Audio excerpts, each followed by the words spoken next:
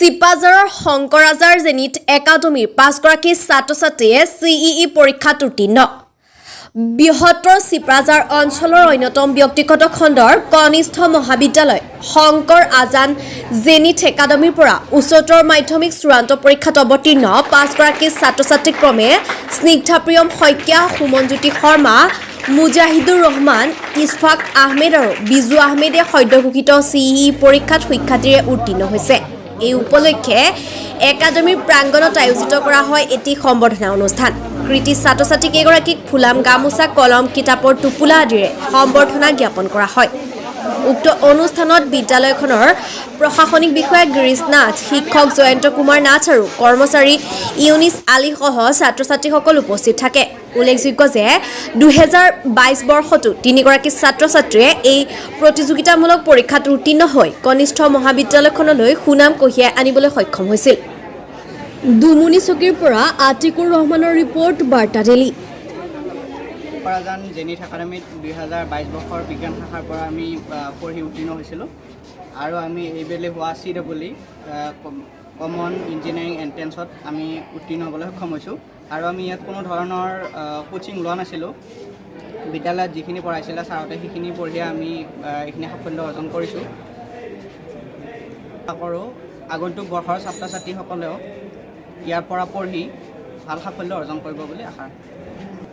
মোৰ শিক্ষাগুৰুসকলক মোৰ মনৰ পৰা অশেষ ধন্যবাদ। তেখেতসকলে যি শিক্ষা দিছিলে আমাক সেইখিনিৰ পৰা আমি বহুত উপকৃত হৈছোঁ। কোনো ধৰণৰ আমি কোচিং ল'বলগীয়া নহ'ল। আমি ঘৰতে সেইখিনি আকৌ ৰিভাইজ কৰি পঢ়ি আমি এইখিনি সাফল্য অৰ্জন কৰিছোঁ। সেইখিনি ধন্যবাদ। ল'ৰাবিলাকে এটা কৰিবা, ল'ৰা-ছোৱালীক ছাৰসকলে যি কেমেষ্ট্ৰি, ফিজিক্স, মেথছ যিখিনি পঢ়ায় চাই এতিয়াৰ পৰা ভালকৈ চাই যাব লাগে। পাছলৈ যাতে কিছুমান ল'ৰা কনচেপ্ট এতিয়া ভালকৈ চাই গ'লে পিছলৈ যেতিয়া এণ্ট্ৰেঞ্চ হয় তাৰ সেইবোৰ কাম আহে। তাৰপাছত তোমাক এই বিদ্যালয়খন ছাৰ যথেষ্ট সহায় কৰিছে, কিছুমান নজনা কথাও শিকাই দিছে। এণ্ট্ৰেঞ্চৰ related sir physics, chemistry sir যথেষ্ট সহায় কৰিছে। এইটোৱে আমি যেতিয়া আমি ছাত্ৰ-ছাত্ৰীসকলৰ মানে গৃহলৈ যাওঁ বিচাৰি পেলাই, তেতিয়া আমি এটা কথাই কৈ আহিছিলোঁ যে আমাৰ এই অনুষ্ঠানখনত বা আমাৰ এই মহাবিদ্যালয়ত কোনো ধৰণৰ টিউশ্যনৰ ব্যৱস্থা নাই আৰু আমাৰ দীঘলীয়াকৈ শ্ৰেণীসমূহৰ পাঠদান চলি থাকে।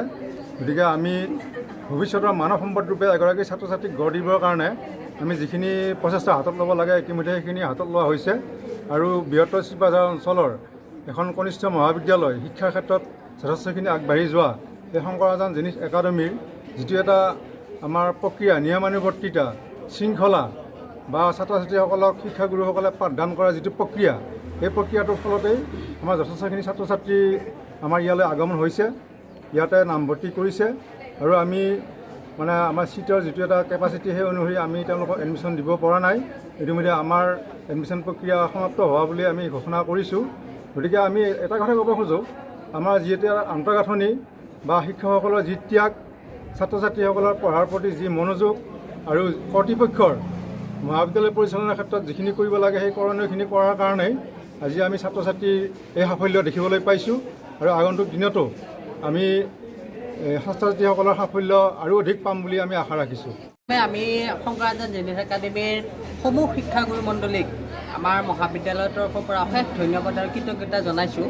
তেওঁলোকৰ যিখিনি কষ্ট আৰু ছাত্ৰ-ছাত্ৰীসকলক লগত লৈ তেওঁলোকে যেনেকুৱাকৈ এটা নেৰানেপেৰা প্ৰচেষ্টা আগবঢ়াই যায়, তাৰ সেই প্ৰচেষ্টাৰ ফলতে আজি আমি এই শুভক্ষণত উপনীত হ'ব পাৰিছোঁ।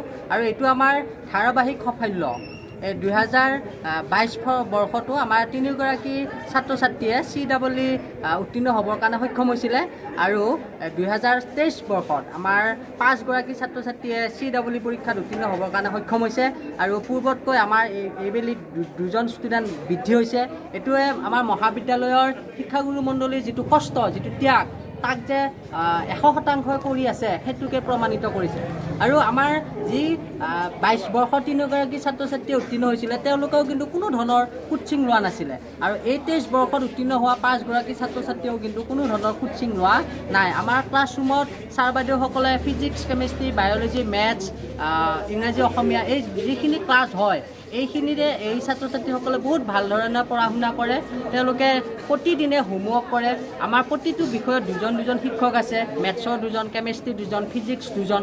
তেওঁলোকে তেওঁলোকে যিটো গাইড কৰে সেই গাইডৰ কাৰণে কিন্তু আজি এওঁলোকে এই সাফল্যখিনি কৰিবৰ কাৰণে সক্ষম হৈছে যাতে এই ছাত্ৰ ছাত্ৰীসকলৰ আৰু যাতে জীৱনৰ বাটত আগবাঢ়ি যাব পাৰে মহাবিদ্যালয়লৈ তেওঁলোকে যাতে সুনাম কঢ়িয়াই আনিব পাৰে শংকৰাজান জেনিথ ছিনিয়ৰ ছেকেণ্ডাৰী এখন জাকত জিলিকা শিক্ষানুষ্ঠান যাতে হ'ব পাৰে তাৰে আমি কামনা কৰিছোঁ আৰু এওঁলোকৰ দীৰ্ঘায়ু আৰু সুস্বাস্থ্য কামনা কৰোঁ